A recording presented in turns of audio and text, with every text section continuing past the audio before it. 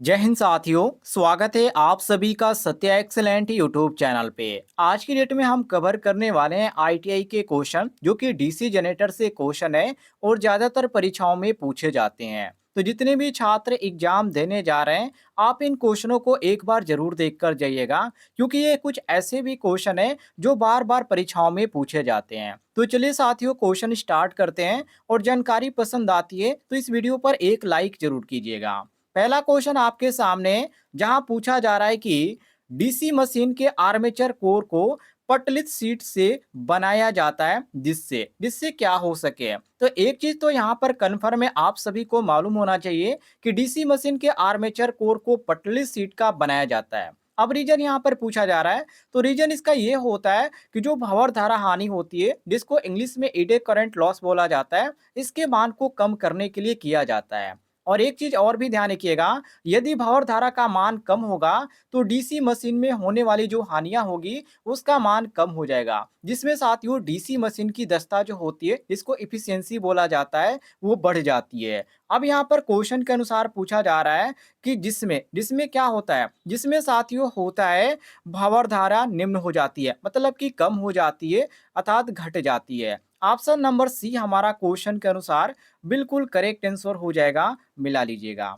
आगे बढ़ते हैं, अगले क्वेश्चन को देखिए। अगला क्वेश्चन आपके सामने क्वेश्चन नंबर 2, जहां पर पूछा जा रहा है कि एक डीसी आर्मेचर सॉरी साथियों एक एसी आर्मेचर कुंडलन की मूल आवश्यकता है कि वह आगे खाली स्थान है, और इस यहाँ पर आपको ऑप्शन में देखकर यहाँ पर समझना है कि यहाँ पर कौन सा भरा जाएगा। जैसे कि ए ऑप्शन है एक संतृप्त हो, बी ऑप्शन है लैब कुंडलन का हो, सी ऑप्शन है एक तरंग कुंडलन का हो, और डी ऑप्शन है एक लैब या एक तरंग कुंडलन का हो। तो देखिए साथियों, किसी भी डीसी मशीन की जो आर्मेचर कुंडलन होती है, या तो वो लैब कुंडलन होती है या तरंग कुंडलन होती है, आप सभी को मालूम होना चाहिए। और यहाँ पर किस चीज की बात किया जा रहा है, तो एसी आर्मेचर कुंडलन की बात किया जा रहा है। तो आर्मेचर के जो स्लॉट होते हैं जिसको खांचा बोला जाता है, जिसमें जो कॉइल होता है वो स्थापित किए जाते हैं, तो वो आर्मेचर उसको कॉइल बोला जाता है। और जो सामूहिक रूप से यदि बात किया जाए तो सभी कॉइल में जो होते हैं आर्मेचर वाइंडिंग जो होती है वो कुंडलन होती है। तो यहाँ पर आपका जो सही हो जाता है क्वेश्चन के अनुसार ऑप्शन नंबर डी, कि एक लैप एक तरंग कुंडलन का हो। तो ऑप्शन नंबर डी हमारा क्वेश्चन के अनुसार बिल्कुल करेक्ट आंसर हो जाता है, मिला लीजिएगा। आगे बढ़ते हैं, अगले क्वेश्चन को देखिए साथियों, क्वेश्चन नंबर 3 को। क्वेश्चन नंबर 3 में पूछा जा रहा है कि छोटी डीसी मशीन का योग इससे बना होता है, मतलब किससे बना होता है। ए ऑप्शन ढलवा लोहा, B option aluminium, C option stainless इस्पात, और डी ऑप्शन दिया गया कॉपर। ये काफी इजी क्वेश्चन है, सब कुछ यहाँ पर आपको सामने यहाँ पर देखने को मिल रहा है, और ये आपका ए ऑप्शन बिल्कुल सही हो जाएगा, क्योंकि आप सभी को मालूम होना चाहिए कि जो छोटी डीसी मशीन होती है उसके जो यहाँ पर योग बना होता है वो ढलवा लोहा का बना होता है, मतलब कि कॉस्ट आयरन का बना होता है। और जब यहाँ पर बात करते हैं इसकी, तो ये जो होती है साथियों डीसी मशीन का जो आवरण होता है उसके में होता है, जो मशीन के अंदर जो धूल कण होते हैं उसको जाने से ये रोकता है।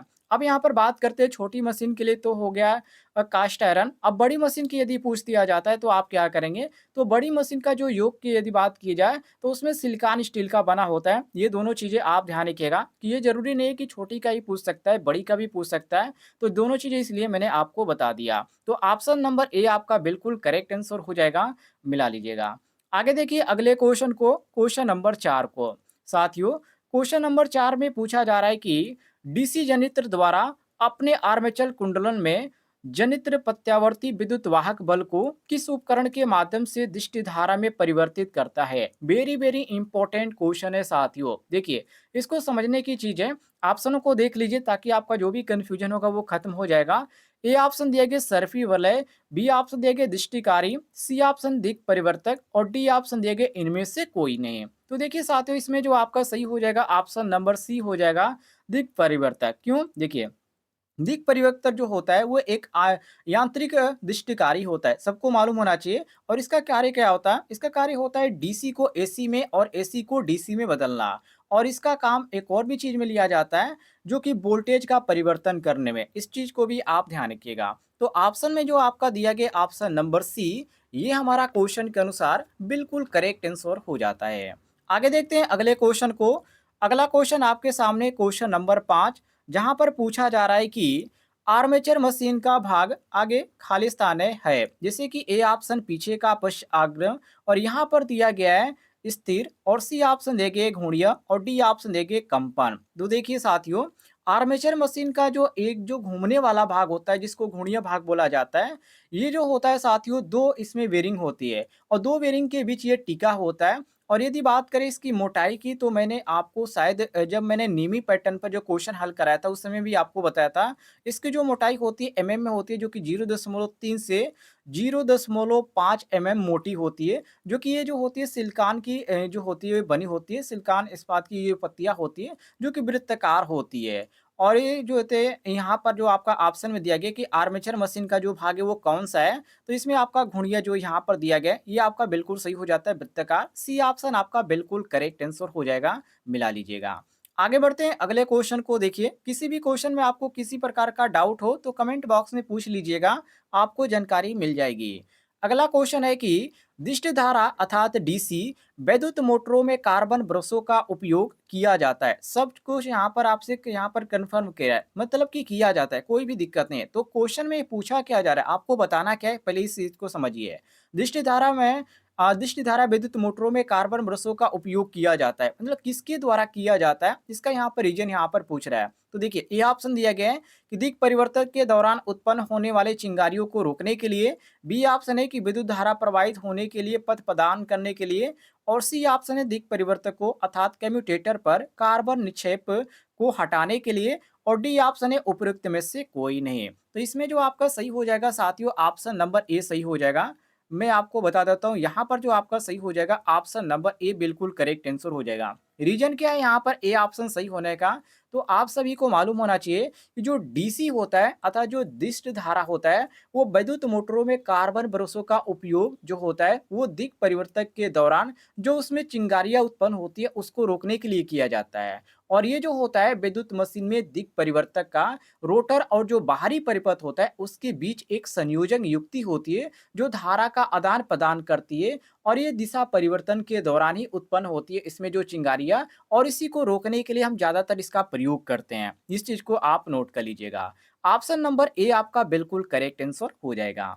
आगे बढ़ते हैं अगले क्वेश्चन को। देखिए साथियों, क्वेश्चन नंबर 7, जिसमें पूछा जा रहा है कि दिक् परिवर्तक में ब्रश की संख्या किस पर निर्भर करती है। ए ऑप्शन आर्मेचर की गति पर, बी ऑप्शन कुंडलन के प्रकार पर, सी ऑप्शन है वोल्टेज पर, और डी ऑप्शन है एकत्र किए हुए विद्युत धारा के मान पर। वेरी वेरी इंपॉर्टेंट क्वेश्चन है साथियों। देखिए, दिक् परिवर्तक की यहाँ पर बात किया जा रहा है कि ब्रश की संख्या किस पे निर्भर करती है। तो दिक् परिवर्तन में जो ब्रश की संख्या होती है वो विद्युत धारा के जो मान होती है उस पे निर्भर करती है। अभी जैसे आप समझ लीजिए, यदि धारा का मान अधिक होगा तो ब्रश की संख्या क्या होगी, अधिक होगी, और धारा का मान कम होगा तो ब्रश की संख्या कम हो जाएगी। तो ऐसे आप समझ सकते हैं। तो ऑप्शन में यहाँ पर जो हमारा सही दिया गया है वो ऑप्शन नंबर साथियों यहाँ पर हमको डी देखने को मिल जाता है, एकत्र किए हुए विद्युत धारा के मान पर। तो कम होगा तो कम होगी, ज्यादा होगा तो ज्यादा होगी, तो मतलब इसके ऊपर धारा पे यहाँ निर्भर करता है मान पे। तो ऑप्शन नंबर डी हमारा बिल्कुल करेक्ट आंसर हो जाता है। आगे देखते हैं अगले क्वेश्चन को। देखिए, क्वेश्चन नंबर 8 को, जहां पर पूछा जा रहा है कि घूर्णीय स्टेटर फ्लक्स और रोटर घूर्णक के बीच के कोण को कहा जाता है बलाघूर्ण कोण, या अधिक कोण, या तुल्यकाली कोण, या शक्ति गुणक कोण। तो साथियों इसको क्या बोला जाता है, ये काफी इजी क्वेश्चन है। इसको जो साथियों बोला जाता है बलाघूर्ण कोण बोला जाता है। ऑप्शन नंबर ए आपका सही हो जाएगा। अब देखिए, बलाघूर्ण कोण के मतलब यहाँ पर आप समझ लीजिए किससे कभी कैसे इसको हम बलाघूर्ण कोण कह सकते हैं। तो देखिए, जब हम स्टेटर में 3 फेज सप्लाई देते हैं तो ये जो होता है स्टेटर की कुंडल में एक सतत जो होता है वो चुंबकीय घूर्णीय बल उत्पन्न करता है, और स्टेटर का यही घूर्णीय चुंबकीय जो क्षेत्र होता है वो वायु अंतराल से होता हुआ रोटर के जो चालक होते हैं उनसे लिंक करता है, और यहीं पर साथियों एक यहाँ बलाघूर्ण पैदा होता है, और उसी कारण इसको यहाँ पर हम बलाघूर्ण मार रहे हैं। ऑप्शन नंबर ए, इसी कारण यहाँ पर हमारा ए ऑप्शन बिल्कुल सही हो जाता है। जो स्टेटर और फ्लक्स और जो रोटर होता है वो फ्लक्स के बीच ये होता है। तो यहाँ पर आपका सही हो जाता है ऑप्शन नंबर ए बिल्कुल करेक्ट आंसर। आगे बढ़ते हैं अगले क्वेश्चन को। देखिए, क्वेश्चन नंबर 9 को, जहां पर पूछा जा रहा है कि विद्युत मशीन की ताम्र हानियां होती है। वेरी वेरी इंपॉर्टेंट क्वेश्चन है साथियों। देखिए, जो यहाँ पर विद्युत मशीन की ताम्र हानियों की बात किया गया है, जैसे कि यहाँ पर स्थिरता और गुणक के वाइंडिंग में या दिक् परिवर्तक में, तो काफ़ी ईज़ी है, यहाँ पर आपका ए ऑप्शन सही हो जाएगा स्थिरता में। कहने का मतलब ये है साथियों कि जो विद्युत मशीन में जो ताम्र हानियाँ होती है, वो स्टेटर यहाँ पर स्थिरता की बात किया गया मतलब स्टेटर की बात किया गया है और यहाँ पर घूर्णक मतलब कि घूर्णक का मतलब हम रोटर कह सकते हैं, तो इसमें ये आपका ज़्यादातर इसका प्रयोग किया जाता है।